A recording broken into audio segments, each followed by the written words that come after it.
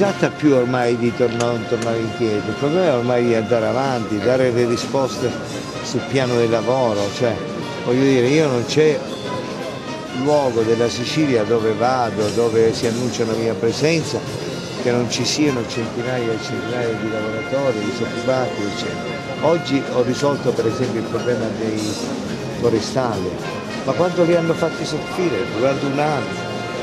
Con il governo Monti che gli aveva dato i soldi, a questi qui non si faceva un contratto, che fare, li buttiamo fuori, non lo so, cioè voglio dire, questa logica per cui bisogna tagliare sui poveri, occorre superarla, cioè ci sono persone che hanno guadagnato in questa regione stipendi da 500.000 a 600.000 euro l'anno e poi ci si scandalizza per uno che prende 600 euro al mese. Ci sono le altre grandi questioni da affrontare sul cittadinato in Sicilia, c'è il problema della macchina regionale che non funziona, che dobbiamo fare funzionare, ci sono troppi esterni in questa macchina regionale. Totò, dimmi. Sai tipo i malandrinelli, i mafiosetti, no? Che si mettono tipo davanti ai locali e danno fastidio alla gente, no? Per fare sì che poi un gestore paghi o se va a cerca a provare cioè che si può fare? Di dare consumazione grande, smantagli la polizia. Cioè, ma anche il cliente stesso potrebbe fare qualcosa, tipo... Certo, potrebbe anche anonimamente chiamare la polizia e segnalare questa cosa. Oppure chiama l'associazione anti-racket. A Gela c'è il numero dell'associazione anti-racket che è 335 122 80 89, la si chiama. Va bene. Ok? Grazie. Voleva darti. Professore Serapino è un grandissimo artista, è inutile che cercate, non ve lo meritate a Gela, non è vero a caso, non ve lo meritate a Gela perché non avete capito quando sia grande come artista questo signore. Ecco, anche con lui. Dico tu sei uno, lo so, vero. Mi hai dato la possibilità di fare laboratorio, di crescere. Grazie, Sergio. Ciao, grazie.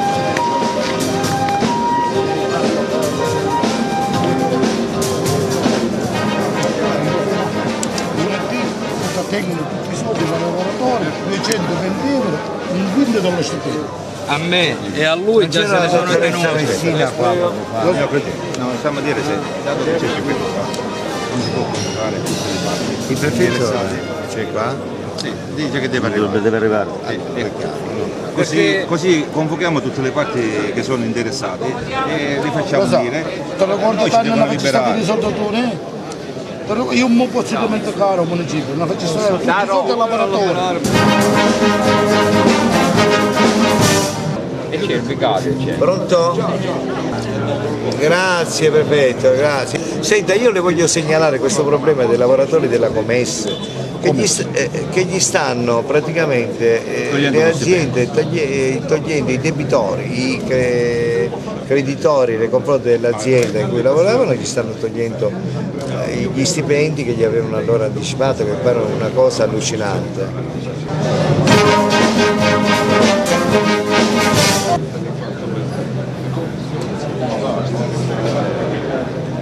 Ma quello fu un trucco che l'azienda diceva che garantiva, eccetera. In realtà loro non avevano anche scelta a fare diversamente perché non gli davano una lira e l'azienda gli pose loro quelle condizioni.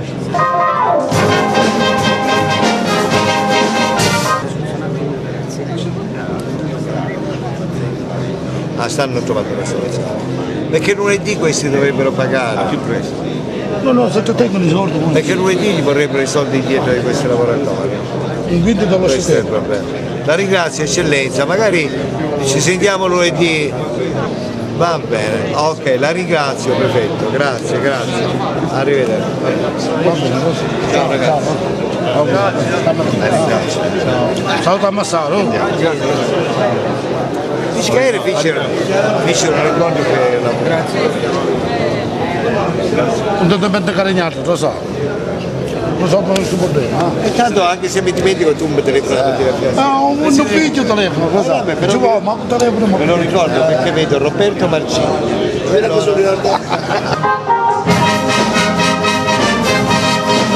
Orchestra sinfonica giovanile stabile di Gela.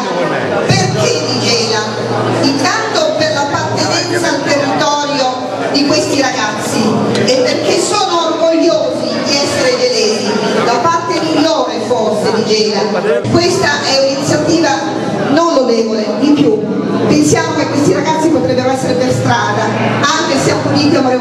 genitori, si sono appassionati alla musica e questo è un grande progetto.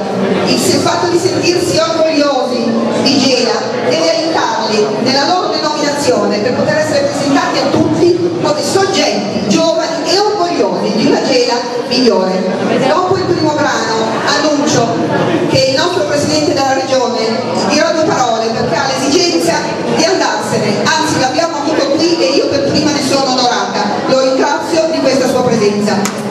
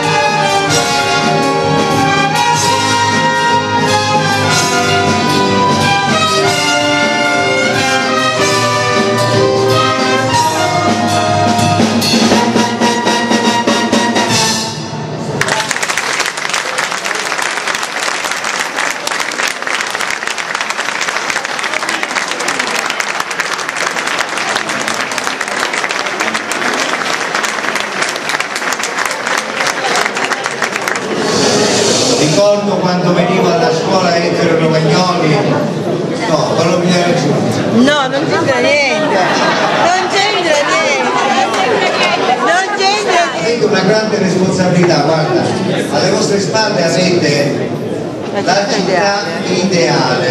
Per indicare che una città deve sempre guardare avanti e deve guardare al presente con la speranza del futuro, altrimenti finisce per non cambiare. Io ci tenevo a essere presente qui, stamattina praticamente io da adesso sono veramente presidente della regione, nel senso che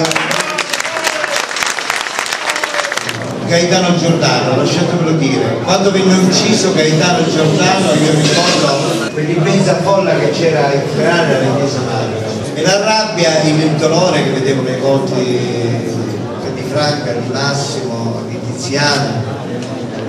Non c'erano lacrime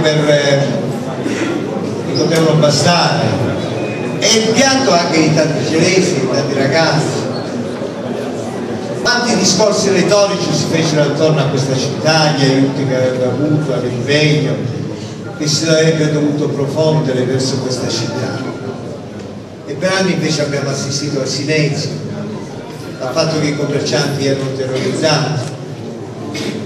E per anni abbiamo assistito al fatto che non tutti avevano paura.